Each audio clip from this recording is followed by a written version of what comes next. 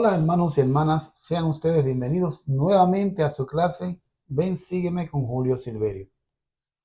Estamos agradecidos por el apoyo y el seguimiento que le dan a esta clase cada semana. Si no te has suscrito, te invito a que te suscribas para que cada semana YouTube pueda mandarte la actualización de los videos nuevos que vamos subiendo. También dale me gusta y comparte con tus amigos, con tus familiares, con los hermanos de la iglesia estos videos y de seguro que juntos podemos ayudar a que más personas puedan llegar a conocer estas verdades. Esta semana estaremos estudiando Alma desde el capítulo 32 hasta el capítulo 35, lo que corresponde a la semana del 22 al 28 de julio, con el título Plantad estas palabras en vuestros corazones. La semana pasada estuvimos estudiando sobre la misión que inició Alma junto con Amulek, con sus hijos, exceptuando uno de ellos que no fue, y también junto con los hijos del rey Mosía, con Amón, Onel, Omne e Gimni, quienes fueron estos grandes misioneros de los cuales hemos estudiado en las últimas semanas, y todos ellos junto con Cesrón fueron a una misión hacia un pueblo llamado los Soramitas.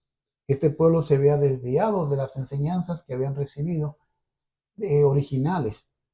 Era un grupo de apóstatas, personas que negaban la venida de Jesucristo y que adoraban al Señor de una manera muy particular. Habían construido un púlpito muy alto y donde solamente cabía una sola persona en el tope. Y iban uno por uno y decían las mismas oraciones.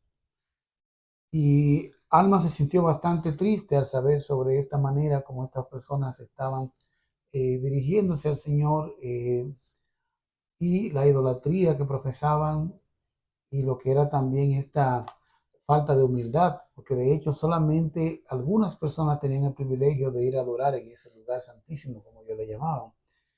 Los pobres eran vedados de poder adorar a Dios en ese lugar. Pues entonces Alma reúne a todos sus misioneros que le están acompañando para que puedan, compartir unas palabras con ellos. Luego de compartirles los sentimientos de aflicción que tenía por la iniquidad y la maldad que había entre este pueblo de los aramitas, le dio bendiciones a cada uno de ellos y partieron hacia sus misiones. Pues ahora vamos a estudiar sobre qué les predicaron, cuál fue realmente la doctrina que Alma y sus compañeros misioneros les predicaron al pueblo de los soramitas. Y vamos a iniciar en el capítulo 32, que especialmente a donde ya habla de quiénes eran los que estaban más listos para escuchar la palabra de Alma. Dice, y sucedió en el versículo 2, que después de trabajar mucho entre ellos, empezaron a tener éxito entre la clase pobre. O sea, ellos habían comenzado a predicar, pero quienes realmente les escucharon más fueron los pobres. Pues he aquí, estos eran echados de las sinagogas a causa de la pobreza de sus ropas. Por tanto, no les era permitido entrar en sus sinagogas para adorar a Dios, porque eran considerados como la es. Por tanto, eran pobres. Si sus hermanos los consideraban como escoria, de modo que eran pobres en cuanto a las cosas del mundo. Pues esa es la situación que se presenta. Alma, Amulek y todos los misioneros que le acompañaron hablaron con todo el mundo, pero quienes fueron más receptivos fueron los pobres en cuanto a las cosas del mundo y también pobres de corazón. Pues mientras Alma estaba predicándole a un grupo, se acercó una multitud, por una multitud de estos, de los que eran más pobres, y se acercaron a él y le dijeron, ¿qué harán estos mis hermanos? ¿O qué haremos nosotros? Porque nos están sacando de nuestras sinagogas que nosotros mismos construimos con nuestras manos. Y esto a causa de nuestra pobreza. Entonces, ¿qué vamos a hacer? Y Alma tuvo un buen sentimiento. En el versículo 6 dice lo que Alma sintió cuando vio a estas personas con esta actitud de humildad. No una humildad que ellos habían decidido, sino que habían sido obligados a ser humildes. Dice, cuando Alma oyó esto, volvió su rostro directamente hacia él, o sea, hacia el líder de este grupo, y los observó con gran gozo, porque vio que sus aflicciones realmente los habían humillado y que se hallaban preparados para oír la palabra. Esta parte es importante, porque no todo el mundo está preparado para escuchar la palabra. O sea, es como que, como dice la parábola del sembrador en el Nuevo Testamento, me parece que en Marcos capítulo 4, que el sembrador sale a sembrar y tira la semilla en diferentes tipos de suelo. Uno que tiene piedra, otro que tiene abrojos y espinas, otro que es una tierra buena. Entonces, asimismo, asimismo es la obra misional. Salimos a predicar a todas las personas, pero no todos están preparados para escuchar la palabra. Sin embargo, algunas personas sí ya están listos para escuchar. Por eso es importante que todos abramos nuestras bocas y prediquemos el Evangelio a todo el mundo, porque no sabemos qué persona en nuestro radio de influencia ya está listo para escuchar la palabra. Pues Alma se sintió muy feliz porque vio que estas personas, con motivo de sus aflicciones y dificultades, se hallaban listos ya para escuchar la palabra. Y entonces Alma dirigió su atención hacia este grupo. A veces nosotros podemos estar a lo mejor ya con todo un plan hecho de cómo vamos a abordar un tema hacia un grupo de personas. Podemos ir incluso hasta con una clase o una lección preparada a visitar a alguien que nos corresponda. Pero si en el proceso sentimos fuertemente el espíritu que tenemos que cambiar el tema, tenemos que cambiar nuestro discurso, tenemos que dejarnos guiar por el Espíritu Santo, porque en realidad Él es el que sabe. Pues esto hizo Alma. Él entonces eh, atendió a este grupo que estaba más listo para escuchar el Evangelio y le habla de que no es necesario que la adoración sea exclusivamente en la capilla o en la sinagoga. Podemos adorar a Dios en todo lugar a donde estemos. Y tampoco es obligatorio que sea esperar un día de la semana para adorar a Dios, sino que todos los días tenemos que estar en actitud de adoración hacia el Señor. Le dice el versículo 12, yo os digo que está bien que seáis echados de vuestras sinagogas, para que seáis humildes y aprendáis sabiduría.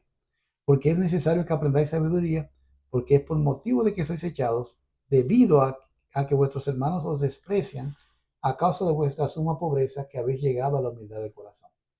Pues necesariamente se os hace ser humilde. Entonces Alma les explica, bueno, está bueno que le pase esto para que ustedes sean humildes. Vamos en los siguientes versículos a entender la diferencia entre humillarse por decisión propia o ser obligados a ser humildes.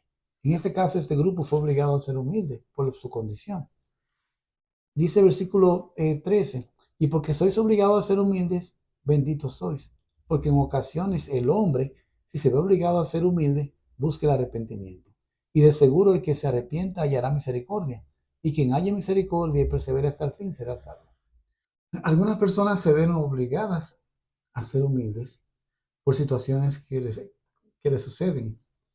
No es lo mismo la actitud que tomamos cuando estamos a lo mejor en medio de un gran dolor o una enfermedad a la que tomamos cuando estamos sanos.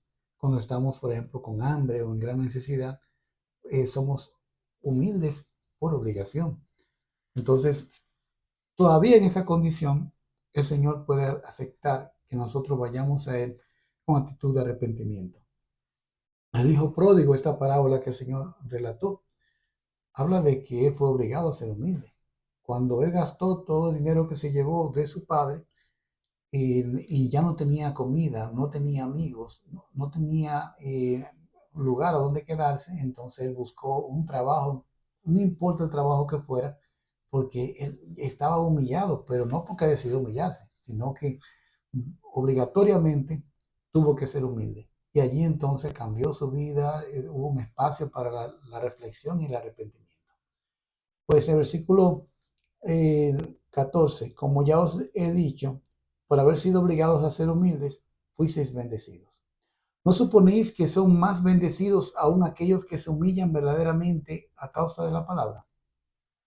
Si el que verdaderamente se humille y se arrepienta de sus pecados y persevera hasta el fin, será bendecido. Sí, bendecido mucho más que aquellos que se ven obligados a ser humildes por causa de su extrema pobreza. Entonces, benditos son aquellos que deciden ser humildes, que toman la determinación de ser humildes, pero ya por deseo propio y no por circunstancias externas o porque el Señor nos manda una prueba. El Señor muchas veces desea cosas de nosotros y espera que tomemos la decisión de ser humildes para arrepentimiento y ahí aprovechar entonces y llevar a cabo su obra a través nuestro. Pero muchas veces tiene que ser a través de situaciones como la que le pasó a Pablo, como la que le pasó a Alma Hijo, a donde obligatoriamente te has humillado y ahí entonces busca el apoyo o el perdón de Dios a través del arrepentimiento. Ponte a pensar o pongámonos a pensar cuántas personas han cambiado su vida luego de que fueron forzados a ser humildes, fueron obligados a ser humildes. No siempre sucede, hay algunos que aún siendo obligados a ser humildes no buscan a Dios ni buscan arrepentirse. Pues el versículo 16, benditos son aquellos que se humillan sin verse obligados a ser humildes, o más bien, bendito es el que cree en la palabra de Dios y es bautizado sin obstinación de corazón. Alma comienza a explicarles a este grupo de soramitas pobres y humildes los principios del Evangelio. Y aquí comienza hablándole acerca de la fe y la importancia que tiene la fe en Jesucristo como base para luego generar el arrepentimiento y llevar a cabo los convenios necesarios con Él y finalmente, si perseveramos hasta el fin, obtener la salvación. Porque dice que el que se arrepienta hallará misericordia, dice el versículo 13 al final, y quien haya misericordia y persevere hasta el fin será salvo. Pues entonces ya comienza a partir del versículo 21 a explicarles sobre lo que es la fe. Dice, ahora bien, como decía concerniente a la fe no es tener un conocimiento perfecto de las cosas. De modo que si tenéis fe, tenéis esperanza en cosas que no se ven y que son verdaderas. Entonces, todavía para que ellos puedan comprender la importancia de la fe y saber cómo podemos fortalecer nuestra fe, Él los invita a hacer un experimento. Y es un experimento como con una semillita. Nos damos cuenta que sembramos una semilla y aún dura un tiempo para salir. Pero tenemos que tener como cualquier experimento, como la expectativa de que va a ser exitoso, de que esa semillita va a crecer y a medida que la cuidamos, que le echamos agua, entonces va a crecer y finalmente podría convertirse en un árbol que va a dar fruto.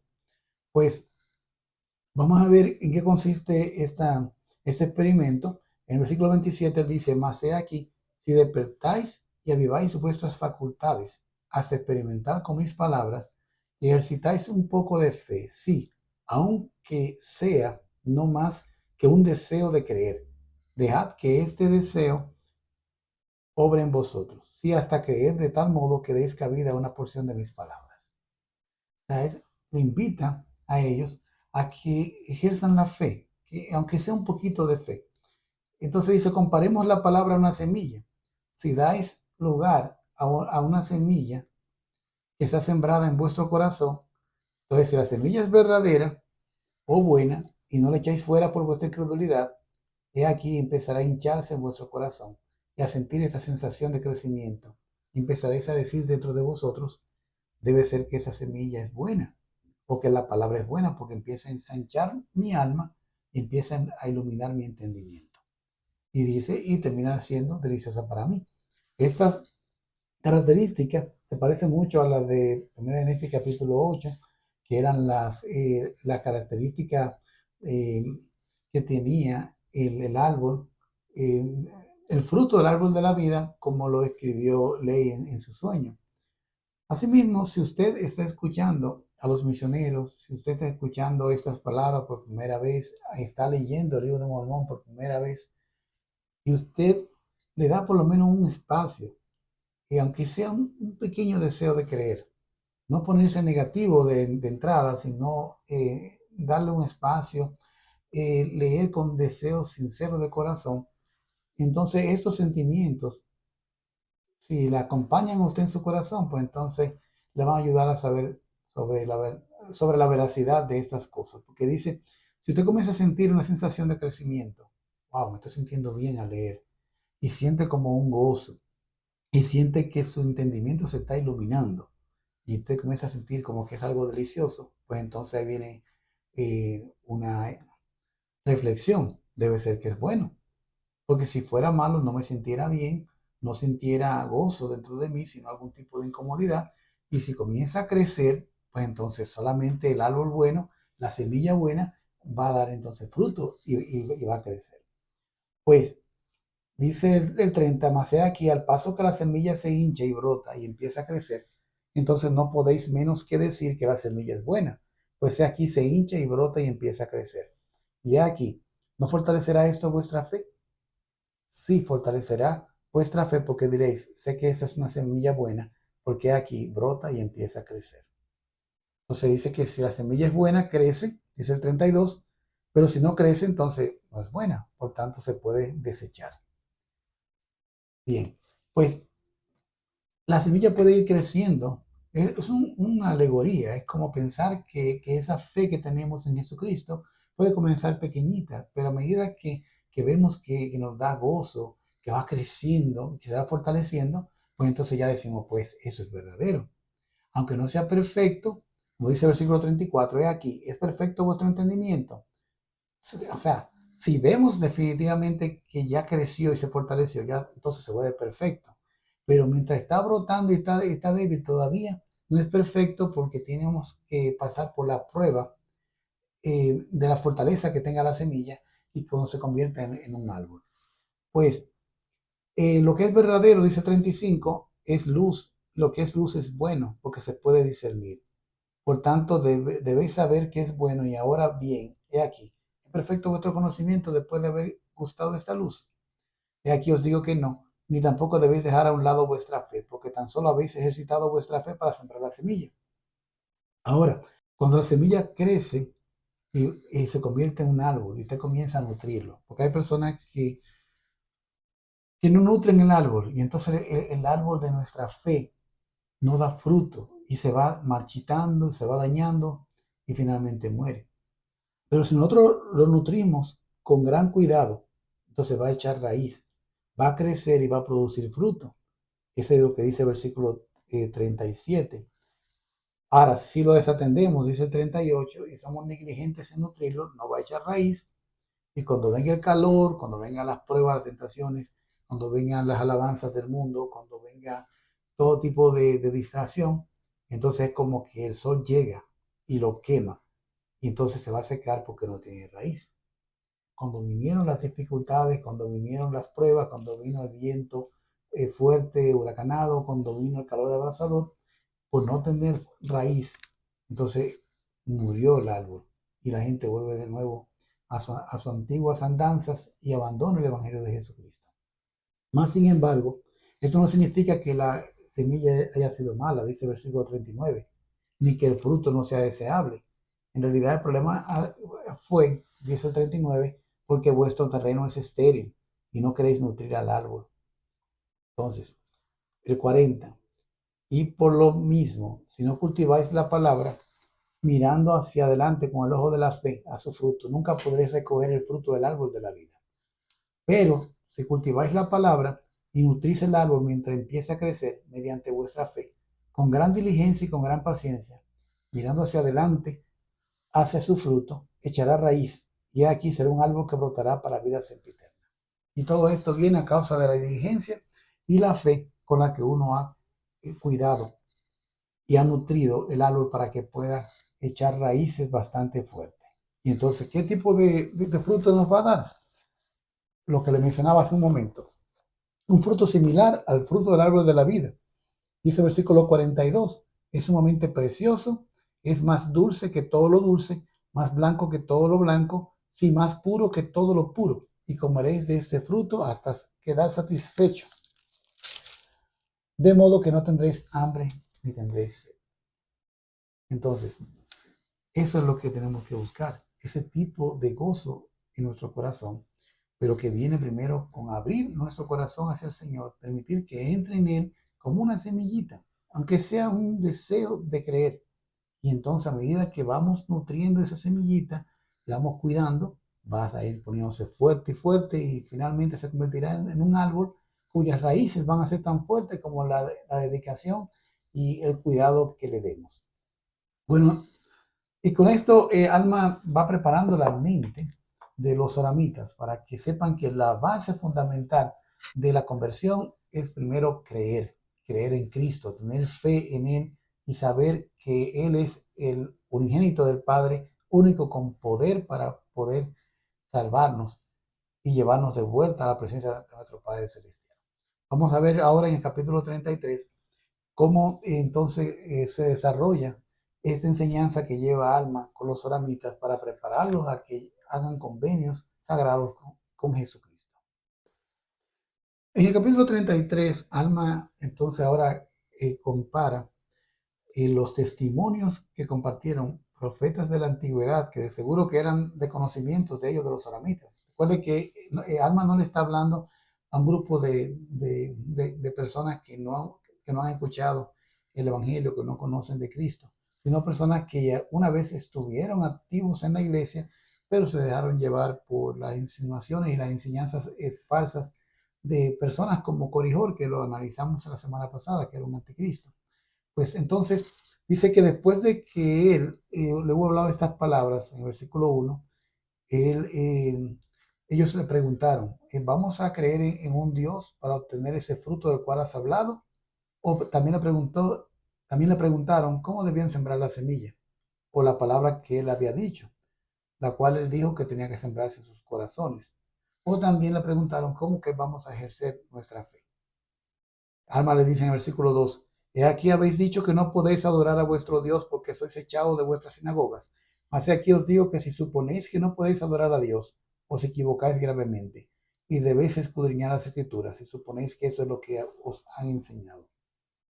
Entonces ya le menciona un profeta llamado Zenós, del cual no tenemos en el Antiguo Testamento, lamentablemente, así como se han perdido algunos libros de los cuales se hace referencia en libros existentes del Nuevo Testamento y también del Antiguo Testamento. Este es uno de los profetas que testificó acerca de Jesucristo, pero que lamentablemente no tenemos sus libros ni sus predicaciones en ningún libro de la Biblia. Pero sí en el libro de Mormón tenían, recuerden que las planchas de bronce que llevaron Nefi y su familia desde Jerusalén hacia el desierto y finalmente lo trajeron al continente americano, sí tenían un contenido del Antiguo Testamento hasta lo que ve escrito Isaías y parte de Jeremías. Entonces tenía esta referencia a este profeta llamado Zenós. Y él habló aquí, Alma, sobre cómo Zenós se refirió a la adoración. Dice el versículo 4, porque dijo, eres misericordioso, oh Dios, porque has oído mi oración, aun cuando me hallaba en el desierto. Sí, fuiste misericordioso cuando oré concerniente a aquellos que eran mis enemigos, y tú lo volviste a mí. Oh Dios, y fuiste misericordioso conmigo cuando te invoqué en mi campo, cuando clamé a ti en mi oración, y tú me oíste. Y además, oh Dios, cuando volví a mi casa, me oíste en oración. Fíjense, este profeta lo que está es como reseñando de cómo él todo el día y en todo lugar a donde está se la pasó o se la pasaba orando. O sea, no necesitamos realmente llegar a la iglesia, a la capilla, para que podamos orar al Señor. Y tampoco esperar que sea de noche, a la hora de acostarnos, para orarle al Señor. Lo que nos enseña este profeta es que podemos orar todo el día. Todo el día podemos estar dirigiendo los pensamientos de nuestro corazón hacia el Señor. Es como estar conversando con Él constantemente. Dice el versículo 8, eres misericordioso con tus hijos como te invocan para ser oídos de ti y no de los hombres. Sí, oh Dios, tú has sido misericordioso conmigo y has oído mis súplicas en medio de tus congregaciones. Pues él también le refirió Alma sobre otros profetas que testificaron acerca de Jesucristo, especialmente sobre esta ocasión a donde Moisés levantó un símbolo en el desierto, que era esta serpiente de bronce, que el único requisito para que la gente se sanara y se salvara de la muerte en este caso, era que miraran a esa serpiente y lo hicieran con fe. Pero dice el versículo 20 que pocos fueron los que comprendieron esas cosas. y a causa de la dureza de sus corazones. Mas hubo muchos que fueron tan obstinados que no quisieron mirar. Lo vieron tan simple, no, yo no voy a mirar allí, entonces prefirieron mejor morir. Entonces es porque no creían realmente que podían ser sanados. El versículo 21, oh hermanos míos, si fuerais sanados con tan solo mirar para quedar sanos, ¿no miraríais inmediatamente? ¿O preferiríais endurecer vuestros corazones en la incredulidad y ser perezosos y no mirar para así perecer? A veces es tan simple lo que tenemos que hacer para ponernos en el sendero o en la senda de la salvación. Es mirar a Cristo, creer en Él, confiar en la capacidad que Él tiene para cambiar nuestras vidas y para efectuar los milagros. Ya finalizando el capítulo 33, de nuevo se le hace referencia al árbol cuya semilla primero se planta en nuestros corazones, y si nuestro terreno es fértil, si realmente somos humildes, si estamos dispuestos a arrepentirnos y a aprender, entonces dice que va a crecer ese árbol y lo vamos a nutrir con nuestra fe. Dice entonces, he aquí llegará a ser un árbol que crecerá en vosotros para vida eterna. Entonces Dios os conceda que sean ligeras vuestras cargas mediante el gozo de su Hijo. Y todo esto lo podéis hacer si queréis. Amén. Ya somos libres. Si lo queremos hacer, lo podemos hacer. Y así Alma termina como su mensaje.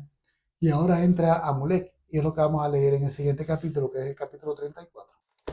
El capítulo 34 de Alma realmente es uno de los capítulos más preciosos en lo que tiene que ver con el conocimiento de la expiación de Jesucristo. Bueno, ya sabemos que Alma y Amalek habían sido compañeros cuando predicaron en la tierra de Amonía. De una manera magistral, Amalek pudo apoyar el testimonio de Alma, especialmente cuando se trataba de la expiación de Jesucristo. Y el Espíritu del Señor estaba tan fuerte con Amalek que pudo realmente confundir a Cesrón, y a muchas personas también llegaron a arrepentirse y a bautizarse por las palabras de Alma y Amalek. Pues ahora vuelve Amolek a hablar sobre el tema de la expiación de Cristo. Dice en el versículo 2, al hacer referencia a un conocimiento que él sabe que ellos tienen. Dice, hermanos míos, me parece imposible que ignoréis las cosas que se han hablado concerniente a la venida de Cristo, de quien nosotros enseñamos que es el Hijo de Dios. Sí, yo sé que se os enseñaron ampliamente estas cosas antes de vuestra disensión de entre vosotros. Mira, interesante, ya cuando ellos iban en Alma 31, del versículo 11 en adelante, ellos se sintieron realmente asombrados cuando vieron las cosas que decían, o escucharon las palabras que decían cada uno de los oramitas, aquellos que se les permitía subir a Remeuntum, o a este púlpito sagrado, como ellos lo llamaban, y que ellos negaban a Cristo. Sabemos que no hay, tú nos has hecho saber que no habrá un Cristo, pero es contrario a lo que se le había enseñado cuando ellos eran miembros activos de la iglesia. Por eso que Amolek le dice, en realidad es imposible que ustedes ignoren todo esto, porque ustedes antes de irse, antes de inactivarse, antes de convertirse en apóstatas, ustedes lo sabían porque se enseñaba ampliamente eso entre ustedes. Ahora, vamos a ver el versículo 3, y como le habéis pedido a mi hermano que os haga saber lo que debéis hacer a causa de vuestras aflicciones, él os ha dicho algo para preparar vuestras mentes. O sea, lo que Alma le explicó en el capítulo 32 y 33 con respecto a la fe en Jesucristo y el experimento de la semilla, era para preparar sus mentes para la enseñanza más importante y más impactante que ellos iban a recibir, que era acerca de la expiación de Jesucristo. No importa qué tan importantes sean los demás temas en el Evangelio, qué tan bien podamos exponerlos, al final el tema más importante que hay en todo lo que tiene que ver con todas las escrituras tiene que ver con la expiación de Jesucristo, el sacrificio expiatorio de Jesucristo, y cómo Él, a través de su sacrificio, satisface las demandas de la justicia, y con su misericordia y su amor, entonces nos permite, si somos obedientes, obviamente luego de arrepentirnos, nos permite que podamos regresar a vivir con Él en el cielo. Entonces ese es el mensaje más importante. Pero este mensaje no se tiró así directamente, sino que primero había que crear la base y prepararle la mente y el corazón de lo que iban a escuchar. Pues dice, y él os ha exhortado a que tengáis fe y paciencia. Sí, a que tengáis la fe suficiente para plantar la palabra en vuestros corazones, para que probéis el experimento de su bondad. Y hemos visto que el gran interrogante que ocupa vuestra mente es si la palabra está en el Hijo de Dios o si no ha de haber Cristo. Y también habéis visto que mis hermanos os han comprobado muchas veces que la palabra está en Cristo para la salvación. Entonces él hace como todo un resumen y apoya el testimonio que dio Alma. Eso es algo que se usa mucho en los misioneros. El segundo que habla apoya en la enseñanza del primero y comparte el testimonio para decir, yo también sé que lo que dijo mi compañero acerca de tal tema de Jesucristo, de la resurrección, bueno, es algo verdadero. Ahora viene el testimonio de Amulek, testimonio muy potente acerca de la expiación. Están de los versículos 8 hasta el versículo 10.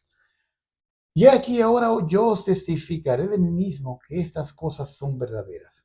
He aquí os digo que yo sé que Cristo vendrá entre los hijos de los hombres para tomar sobre sí las transgresiones de su pueblo y que expiará los pecados del mundo porque el Señor Dios lo ha dicho. Porque es necesario que se realice una expiación, pues según el gran plan del Dios eterno, debe efectuarse una expiación o de lo contrario todo el género humano inevitablemente debe perecer. Si todos se han endurecido, si todos han caído y están perdidos, y de no ser por la expiación que es necesario que se haga, deben perecer.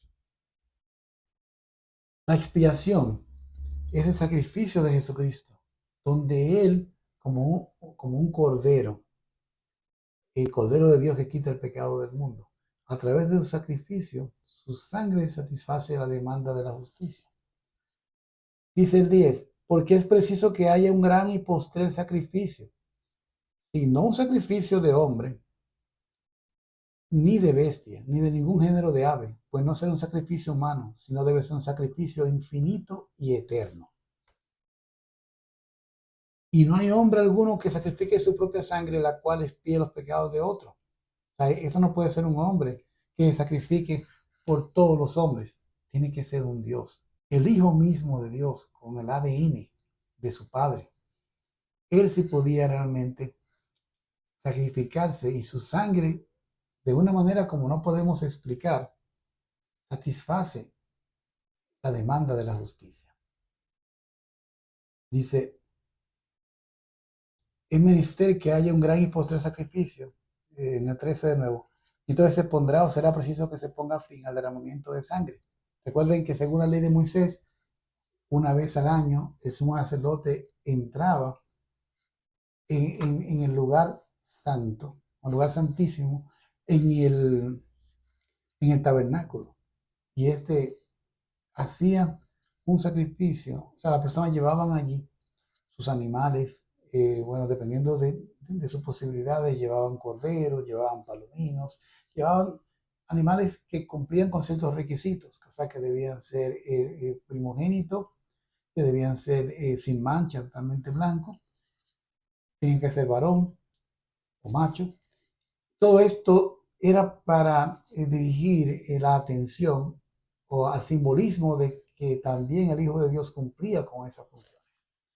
Pues entonces, todos esos sacrificios que se llevaban a cabo durante el Antiguo Testamento y hasta el sacrificio de Jesucristo, bueno, basados en la ley de Moisés, todos eran un simbolismo del sacrificio infinito y eterno y definitivo de Jesucristo. Después del sacrificio de Jesucristo y su expiación, ya no era necesario hacer los sacrificios de animales según la ley de Moisés, porque ya todo lo demás era un simbolismo hasta este momento de la expiación de Jesucristo.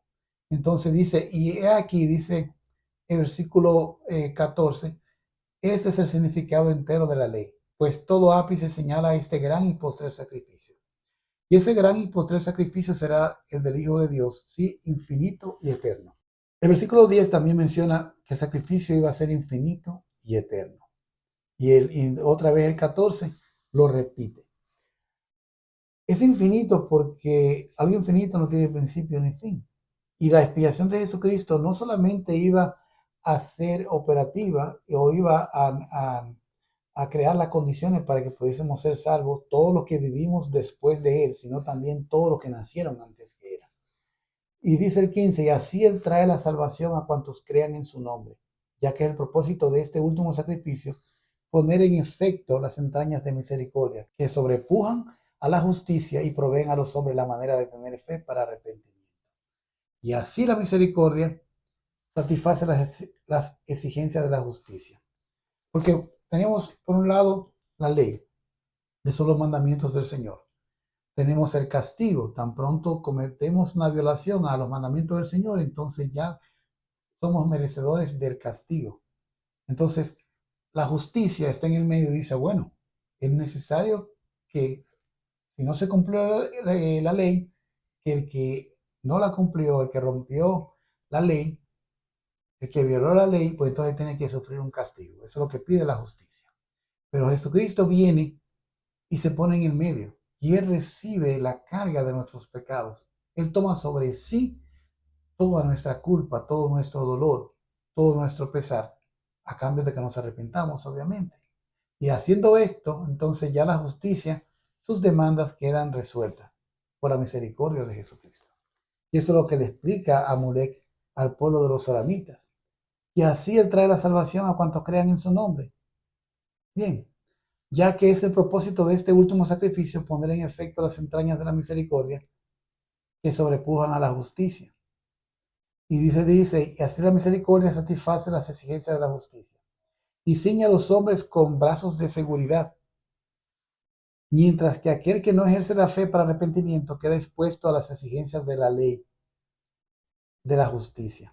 Por lo tanto, únicamente para aquel que tiene fe para arrepentimiento se realiza el gran y eterno plan de redención.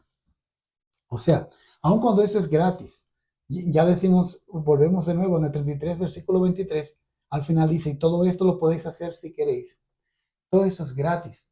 O sea, el Señor nos ofrece la salvación sin precio, sin dinero, sin distinción de personas. Pero sí hay un requisito, que es que tenemos que creer en Él.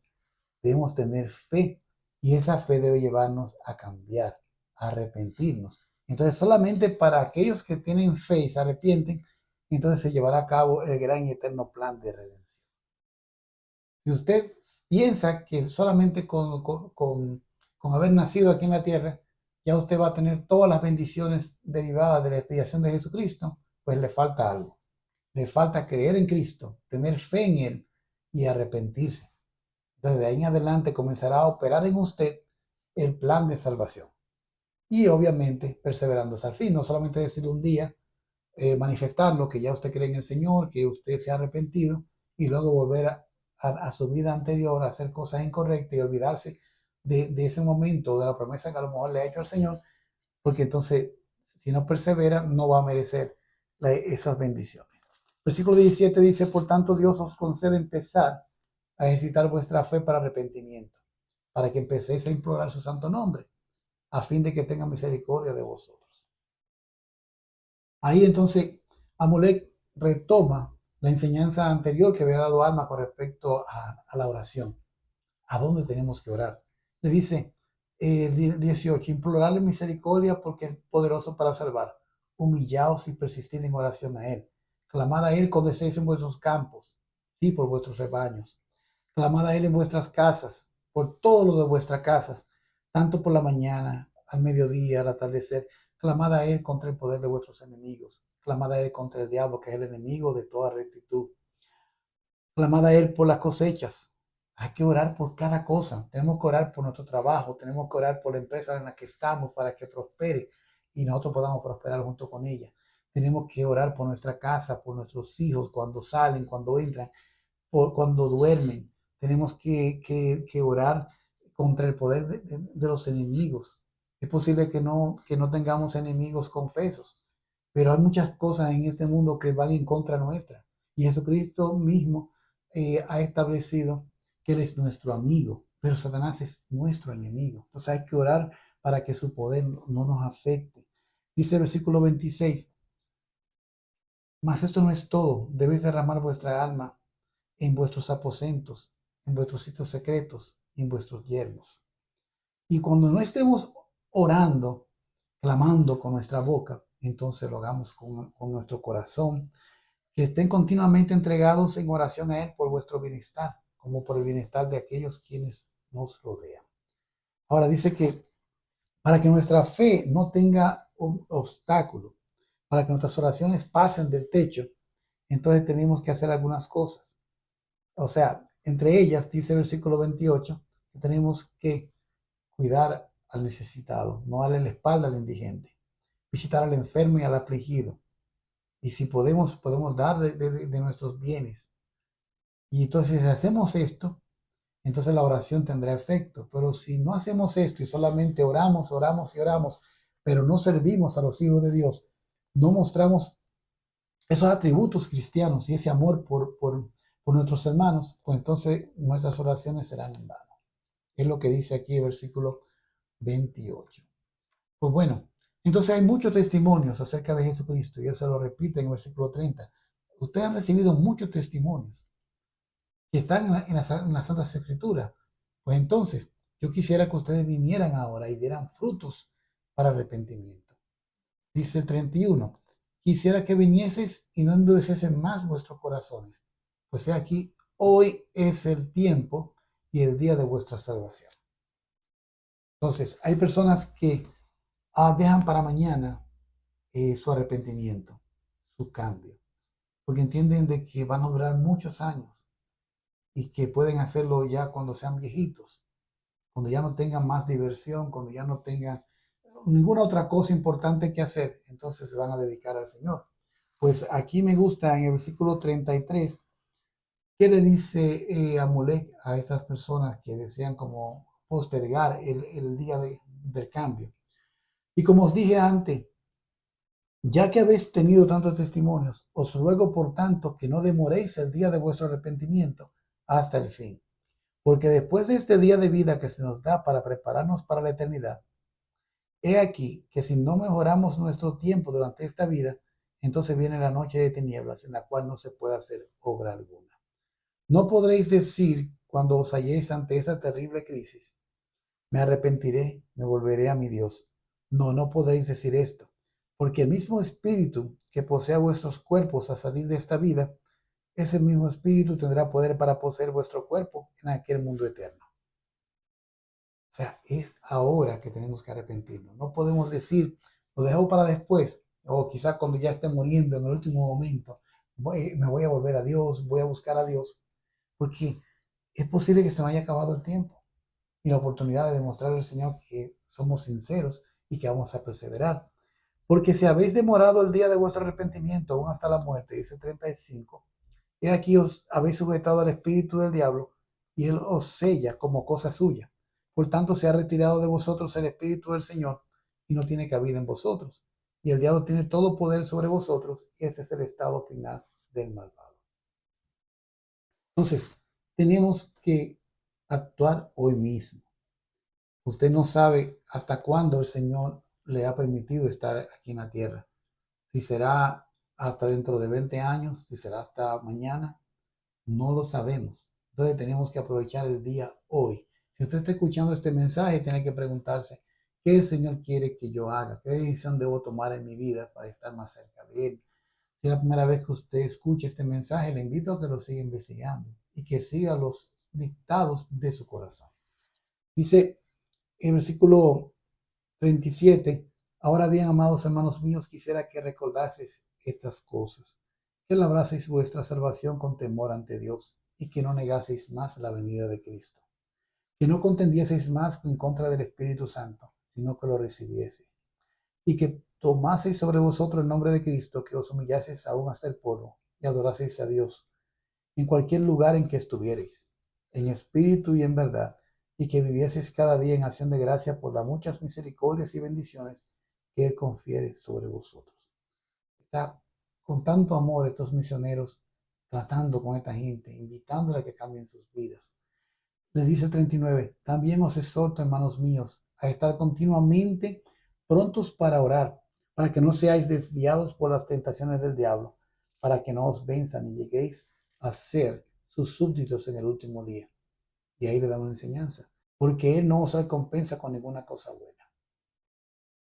En el 40 le sigue aconsejando: quisiera exhortaros a que tengáis paciencia, que soportéis toda clase de aflicciones, que no vituperéis a aquellos que os desechan a causa de vuestra pobreza.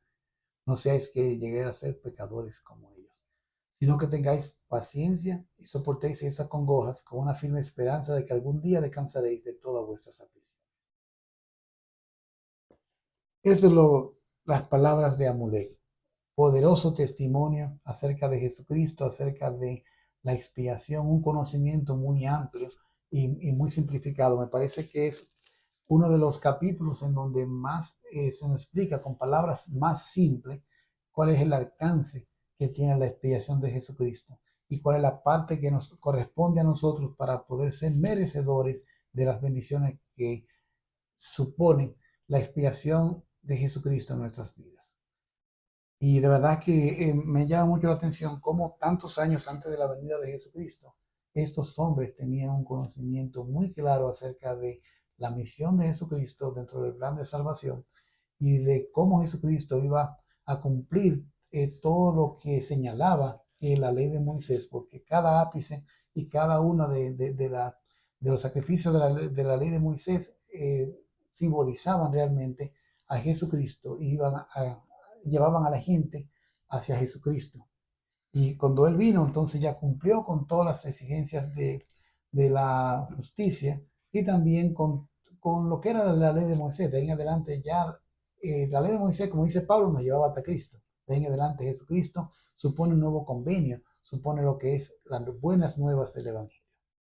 En el capítulo 35, ya entonces Mormón nos da aquí ya un resumen de lo que, en qué quedó realmente esta obra. No se dice cuánto tiempo duraron ellos predicándole a los oramitas, pero sí se fueron, terminaron sus palabras y volvieron a la tierra de Gersón, según dice el versículo 1. Y los más influyentes de los oramitas comenzaron entonces a investigar entre el pueblo a ver si creían las palabras que le habían enseñado a Alma y los misioneros. Pues ellos se enojaron con aquellos que creyeron y hasta los expulsaron. Buscaron la manera de que ellos se fueran al desierto. Bueno, ellos llegaron a la tierra de Gersón, que ahí estaba Alma y los demás que le esperaron y lo ministraron.